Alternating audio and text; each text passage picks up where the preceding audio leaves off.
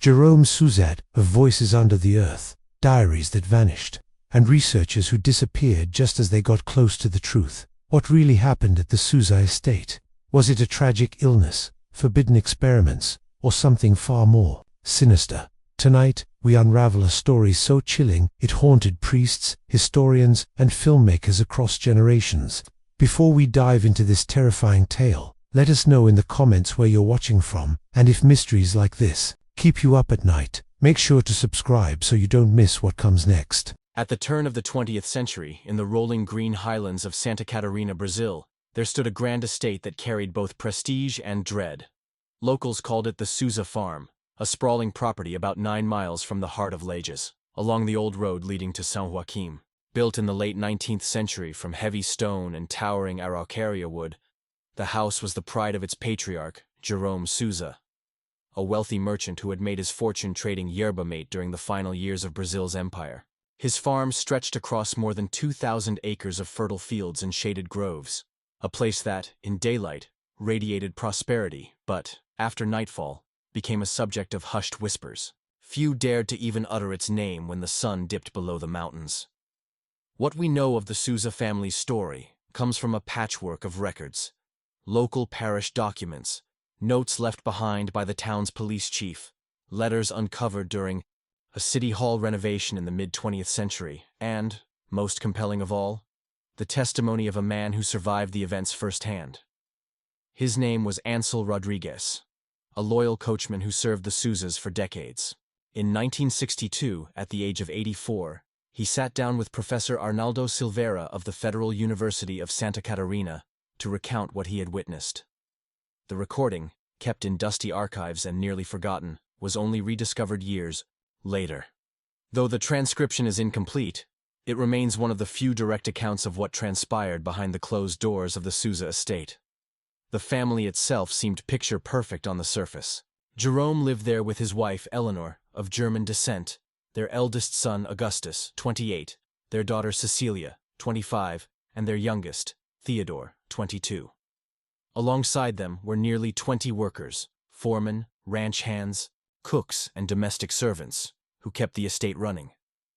By all accounts, Souza Farm was respected for its fine cattle and high-quality yerba mate, yet the family lived in near isolation, rarely mingling with the townsfolk of Lages. The master wasn't a man for parties or gatherings, Ansel recalled. He would ride into town maybe once a month, and even that only to handle business. As for Dona Eleanor, I saw her step out of the carriage in town no more than 4 or 5 times in 10 years. Their children were more visible, especially Augustus, who managed the trading alongside his father.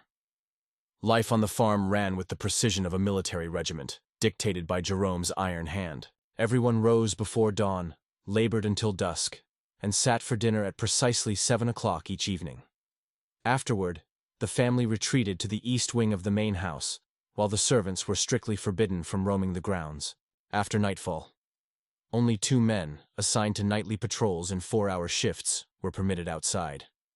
No one questioned the master's rules, Ansel explained, but all of us whispered about how strange it was to enforce such a curfew. At the time, I thought he feared bandits or cattle thieves, both common in those hills. I learned later his fear wasn't of anything outside. It was of something waiting within his own walls. The first official sign of trouble appeared in March of 1900, when the town physician, Dr. Matthew Correa, was summoned urgently to the farm.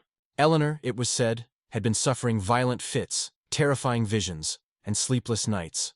In his weathered notebook, rediscovered decades later by his grandson, and later donated to the Municipal Museum of Lages, the doctor wrote, "The lady shows alarming decline, marked weight loss, distant gaze, trembling hands. She complains of insomnia and of nocturnal noises no one else hears. Prescribed potassium bromide and absolute rest. The husband appears more irritated than concerned with her condition." After that visit, Eleanor was rarely seen outside the estate again, her presence swallowed by the silence of the Souza farm. Rumors spread quickly through the streets of Lages in the early months of 1900, whispered in taverns and markets with a mixture of curiosity and unease. Some claimed that Eleanor Souza had lost her mind, plagued by an illness her family was desperate to conceal. Others went further, suggesting she had already died, and that the Souzas hid her passing to avoid complications with inheritance. Yet, while speculation swirled outside, life at the Souza estate appeared to move forward untouched. The cattle thrived, yerba mate exports to Argentina grew steadily, and to the casual observer, it seemed like business as usual. A deceptive calm that would soon shatter like glass before a storm. The patriarch himself was celebrated in the local press. In April of that year, O Legiano, the regional newspaper, praised Jerome Souza as a model of hard work and entrepreneurial vision, a man who symbolized the progress of the mountain region. His eldest son, Augustus, worked closely at his side, but those who knew him painted a far more troubled portrait. In the dimly lit bars and gambling halls of Lages, whispers described a man prone to sudden mood swings, his warmth turning to rage in an instant, with no warning and no clear cause. One former bank clerk recalled in a testimony decades later that Augustus, while making deposits, would sometimes fix his eyes on a blank wall as though seeing something no one else could. When questioned, he would brush it off with a strange smile, claiming he was lost in business thoughts, though his eyes betrayed something far darker. Cold, unblinking, and detached. Cecilia, the middle child, offered another mystery. She was strikingly beautiful, yet cloaked in silence.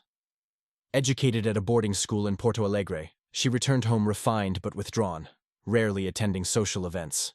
In the diary of Adelaide Ramos, wife of the town's former mayor, a note described Cecilia at a charity tea.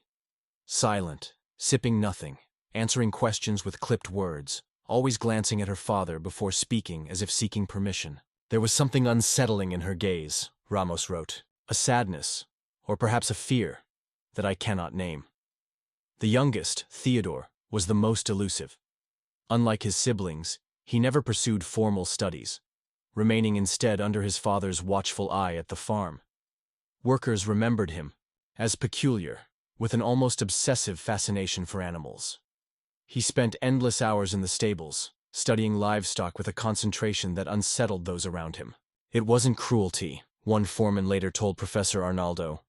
It was as if he wanted to know how they worked from the inside. The fragile balance of this family's world tipped in July of 1900 with the arrival of a stranger. His name was Edward Mendez, an agronomist from Rio de Janeiro who, according to hotel records, claimed to have been hired by Jerome to modernize yerba mate production. Mendez stood out immediately, tall, refined, with delicate features and a polished Rio accent that contrasted sharply with the rugged cadence of the locals. In those first days, he moved through the town with ease, striking up conversations in shops, asking questions that quickly drew suspicion. He wanted to know more than business, about the Souzas themselves. Did they have enemies? Were their habits strange? And above all, he inquired about Eleanor, pressing villagers for the truth behind rumors of her death. One witness, Jurema Lemos, then a young woman working at the Central Inn, remembered him vividly when interviewed in 1962. He was polite, soft-spoken, very proper, she recalled. But his eyes were restless, like a man searching for something he couldn't quite find. The questions he asked about the Souzas were not normal. After a week in town, Mendez left the inn and moved directly to the Souza estate.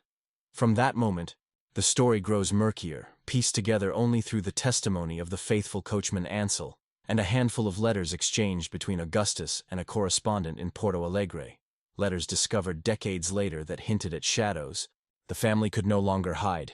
According to Ansel, the coachman who had served the family for decades, the arrival of Edward Mendez altered the very rhythm of life at the Souza estate.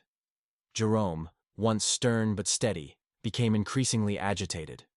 He paced the halls at night, double-checking every lock, posting extra guards around the property. From the main house came muffled arguments that soon swelled into shouts. The master and the engineer clashed constantly, and though Ansel could never hear the words, he knew the quarrels were not about cattle or yerba mate.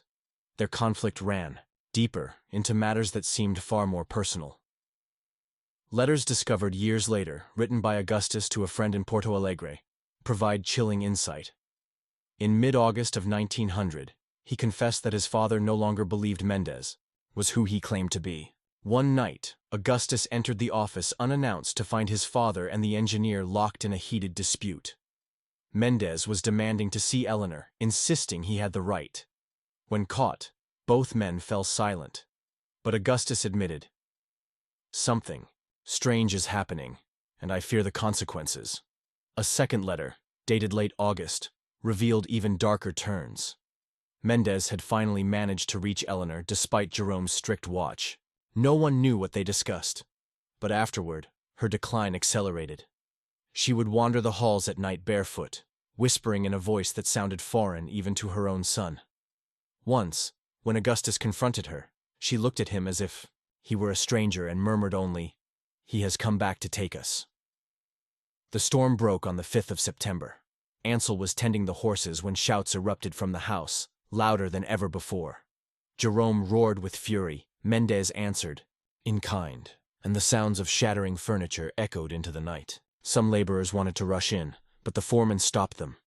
"The master's quarrel is not our concern," he said firmly. By dawn, Mendez was gone. Jerome told the household that the engineer had left in anger, abandoning the job and departing during the night. Many accepted the story, but Ansel noticed unsettling details. Mendez's horse still tied in the stable, his heavy trunk untouched. How could a man vanish on foot, in the dark, leaving everything behind? 2 days later, Jerome ordered part of the property near a small creek fenced with barbed wire, claiming it was to protect the cattle from sinking into marshy ground. A group of workers completed the task in a single day. But Ansel watched closely and saw Augustus hovering over a patch of freshly disturbed earth, unusually intent, his eyes darting with unease. When he noticed the coachman staring, he barked a sharp order. "Go tend to the horses!" In town, Mendez's disappearance raised suspicion. The innkeeper where he had first lodged realized his belongings were never collected. After 2 weeks, he alerted Lieutenant Ramirez, the local police chief.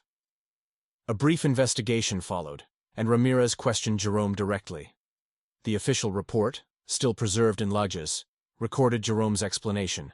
Mendez had chosen to return to Rio de Janeiro, claiming the mountain climate was harmful to his health. Yet those who knew the estate, and those who had seen the restless glances of the Souza family, felt that the truth was buried much closer than the distant capital.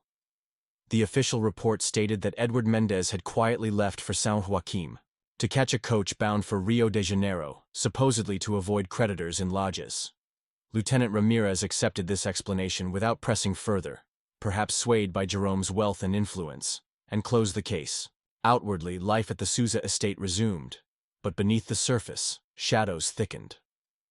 Disappeared entirely from the servant's sight, Jerome grew harsher and more withdrawn. Augustus assumed control of the business, traveling frequently as far as Porto Alegre and even Montevideo.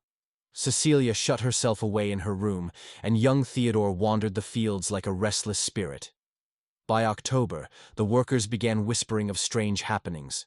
Mary Concepcion, one of the cooks, confessed to Ansel that she often heard voices beneath the floorboards of the main house at night. Calm, conversational voices as though people were talking underground. At dawn, they always vanished into silence. Others complained of a sickly sweet odor drifting from the fenced-off creek, a smell some compared to rotting flesh, others to flowers decaying in the summer heat. The foreman ordered silence. No one was to speak of such things near the family. But silence could not stop what came next. One November night, shrieks of sheer terror tore through the house. It was Eleanor. Her cries rang out again and again, as though she were facing the devil himself. Servants stirred in their quarters, ready to rush to her aid. But the foreman blocked them. "Stay where you are," he warned. For nearly an hour the screams echoed in the night, then ended abruptly. At breakfast, Jerome dismissed it coldly. His wife had suffered a vivid nightmare, nothing more. Yet the atmosphere on the farm thickened into dread. Jerome tightened his control, forbidding anyone from leaving their quarters after sundown and expanding the night guard from 2 to 6 men. Fear clung to the estate like fog. That same month, a new figure appeared. Father Anthony Mireles, the young priest sent to replace the parish's aging pastor. Parish records note he was summoned to administer last rites to Eleanor, whose health was said to be failing quickly. What transpired during that visit remained hidden until his memoirs were uncovered decades later in a convent in Florianopolis. "I will never forget that day at the Souza estate," he wrote. Jerome greeted me with a stiff courtesy that bordered on hostility. He led me upstairs to his wife's chamber, but before allowing me to enter, he gripped my arm with surprising strength and warned, "Whatever she says, remember, it is the delirium of a sick mind." Inside, Father Morales was struck not by madness, but by clarity.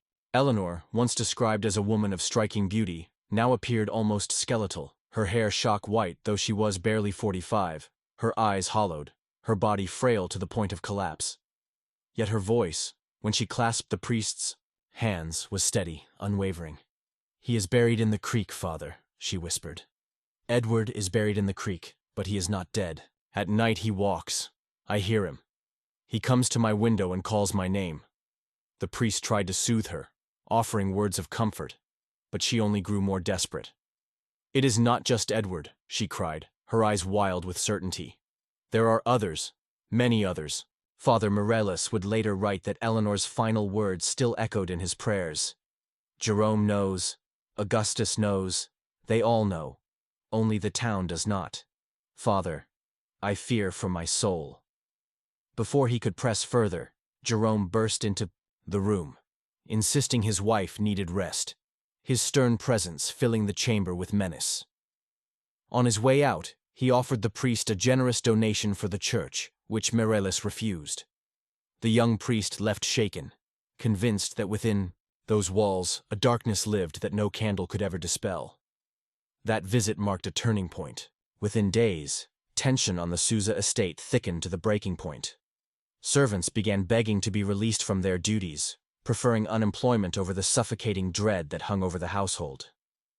Even Ansel considered leaving, but his decades of loyalty chained him to the family. The storm finally broke on the night of November 27, 1900. As Ansel prepared the horses for Augustus's trip to Curitiba, a gunshot rang out from the main house. Then another, and another. He sprinted toward the mansion alongside the other workers, only to freeze at the sight of Jerome standing on the veranda, a shotgun gripped tight in his hands, shouting incoherent rants about traitors and liars. More gunfire erupted inside, and then flames. The blaze spread with terrifying speed, engulfing the second floor where the family slept. Jerome stood motionless, watching the inferno as though spellbound. Some farmhands tried to break inside, but the heat was unbearable. Then, through a window, Eleanor appeared. Her arms were stretched skyward, her face eerily serene, smiling as if welcoming the fire. Not a scream, not a plea for help, only that chilling smile. Moments later, the roof collapsed, and she vanished in the flames. By dawn, the mansion was nothing but blackened ruins. Among the ashes, charred remains were recovered, believed to be Eleanor, Cecilia, and Theodore, though their condition made confirmation nearly impossible. Augustus, by Ansel's account, had already departed for Curitiba the day before, and his body was never found. Jerome, however, was discovered near the stables, a gunshot wound to his head. Beside him lay a hastily scrawled note. "We can no longer contain them. They are free now." The tragedy stunned the quiet town of Lajes. Lieutenant Ramirez led a cursory inquiry, declaring that Jerome, overcome by madness, had murdered his family, set fire to his home, and taken his own life. The explanation, neat and convenient, was accepted by officials and townsfolk eager to bury such horror. Yet unanswered questions lingered. What drove Jerome into his final frenzy? What role had Mendez truly played before his disappearance? And why did none of the surviving workers agree to remain on the property, even when offered generous wages? The Souza estate lay abandoned for nearly a decade. Its once thriving fields overrun with weeds, its cattle sold at auction, its ruins left to the elements and to whispers. It was not until 1909 that a wealthy rancher from Vaqueria, Herman Machado, purchased the estate for a fraction of its worth. He moved in with his large family and a staff of trusted workers, rebuilding the main house and restoring the pastures. For a brief time, it seemed the curse had lifted. The first months passed uneventfully, the land once again alive with livestock and labor. But in July of 1910, exactly 10 years after the arrival of Edward Mendez, the shadows stirred once more, and strange events began anew. By the summer of 1910, the nightmare seemed reborn. Workers on the Machado estate whispered of disembodied voices drifting from the creek at night, and the foul, sweet stench that had once haunted the Souza farm returned, appearing and vanishing without cause. Most disturbing of all, Herman Machado's youngest daughter, Antonia, barely 18, began showing the same troubling signs that had once consumed Eleanor Souza. Her sister Maria later recorded the events in testimony given to Professor Arnaldo in 1963. My sister changed completely. She woke in the middle of the night, insisting a man was calling her name from outside the window. She spent hours staring toward the creek, as if waiting for someone to rise from its waters, repeating again and again, "He knows our secrets." Doctors, priests, even a famed folk healer were summoned, but nothing helped. One morning, Antonia was simply gone. Her room lay immaculate, the bed neatly made, as if untouched. On her vanity was a note, penned in handwriting that was not her own. "I have gone where I always belonged." She was never seen again. The loss broke Herman. Within weeks, he sold the estate at an even greater loss than he had paid and returned to Vacaria with his family. Over the following decades, the pattern repeated. New owners arrived, only to flee after 2 or 3 years. Strange incidents, eerie presences, livestock vanishing without a trace, and in some cases, people themselves disappearing. Finally, in 1945, the government seized the land to build a new road linking Lajes to São Joaquim.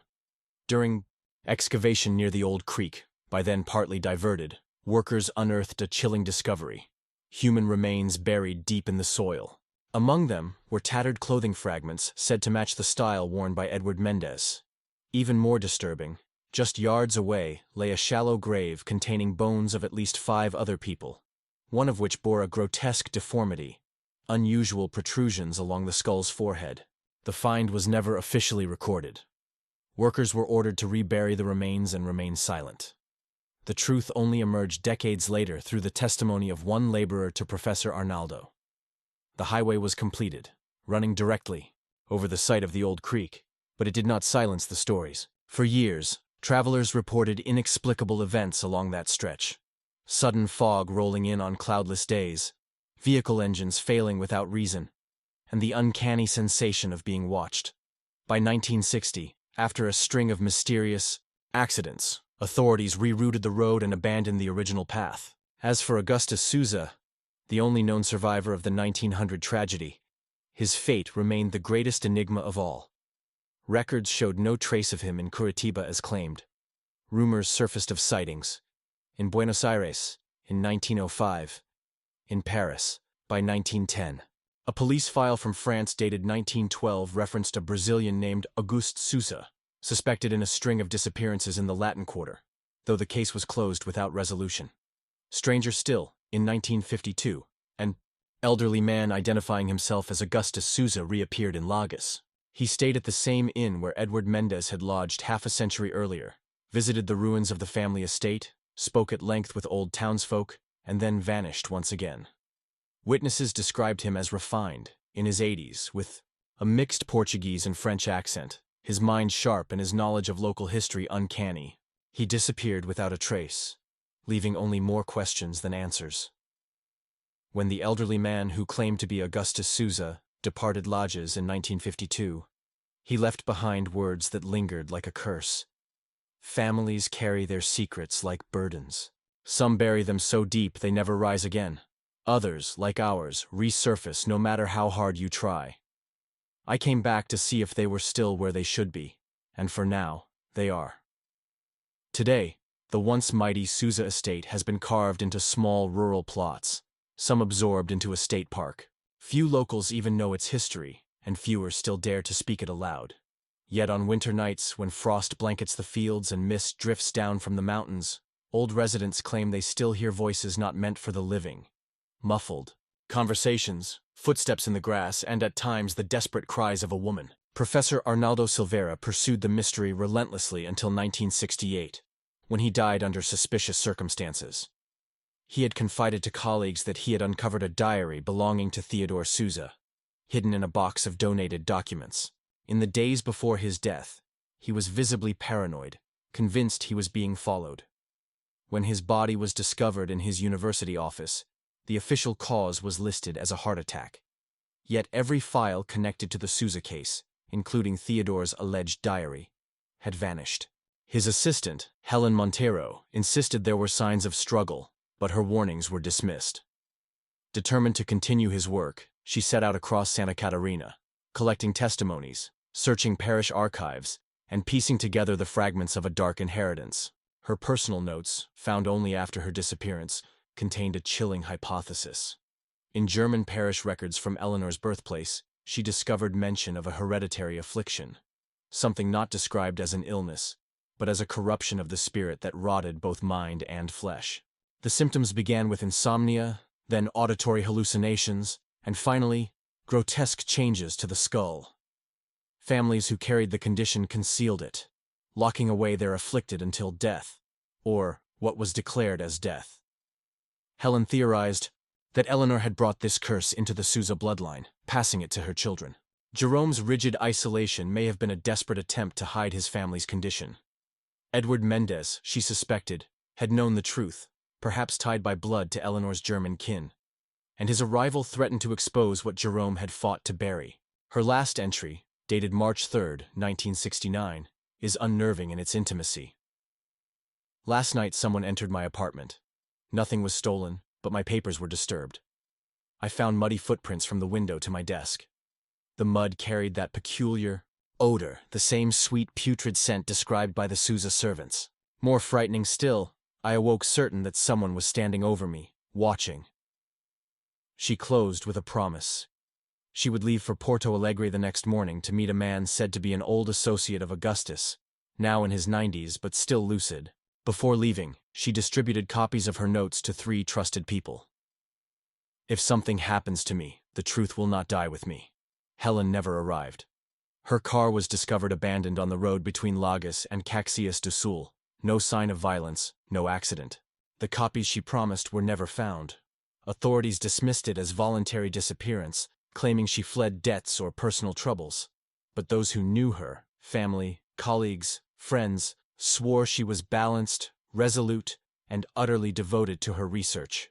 Her vanishing became the final thread in a tapestry of shadows that stretches from the Souza mansion's flames in 1900 to the present day. And so, when the mist rolls heavy over the hills of Santa Catarina, and the air carries that strange, sweet rot, the old stories rise once more, reminding us that some secrets refuse to stay buried. In the early 1970s, curiosity once again pulled strangers into the shadow of the Souza estate.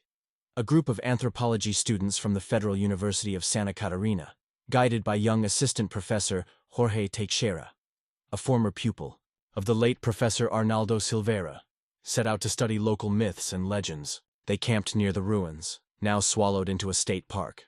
On their second night, a student named Charles Mendoza wandered off during a moonlit walk and never returned.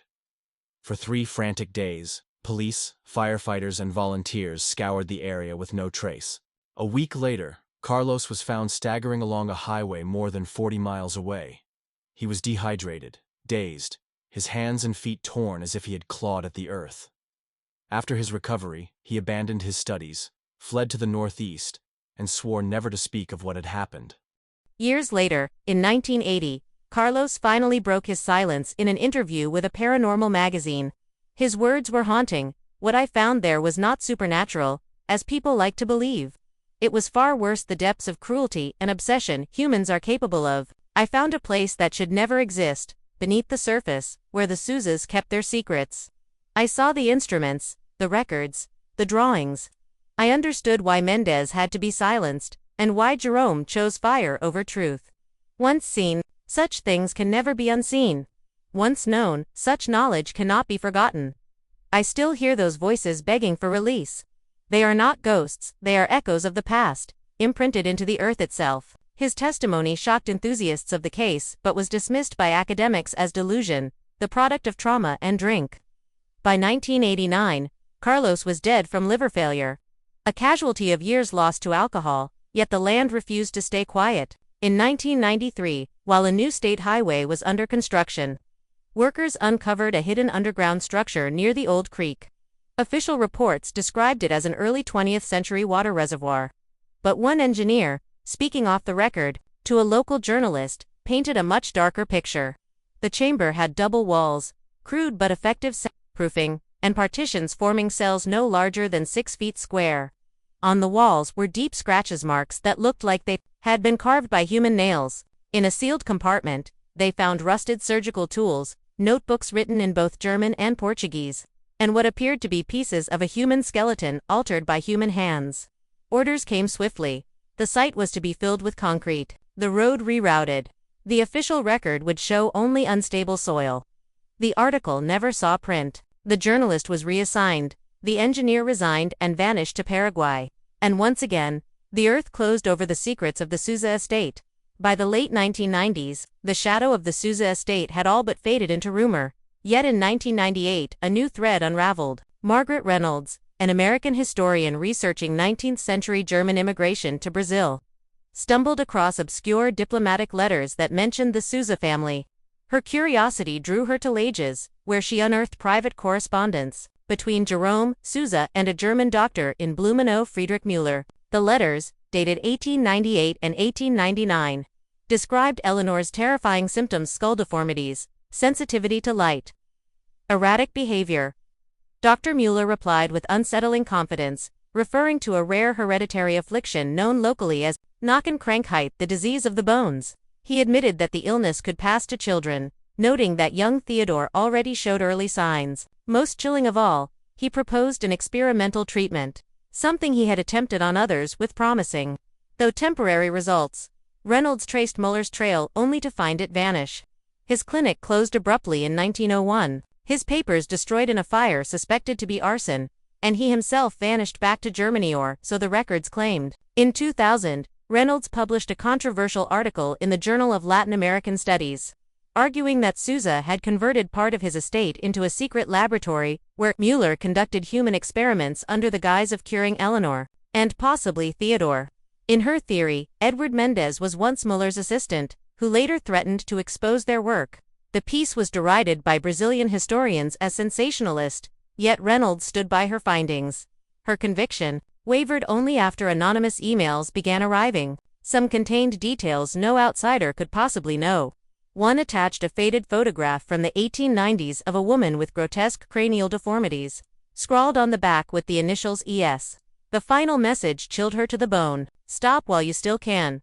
Some secrets must remain buried." Ask Arnaldo Silveira, Eli Monteiro, and Charles Mendoza. What happens to those who dig too deep? After that, Reynolds abandoned the project, choosing safer subjects.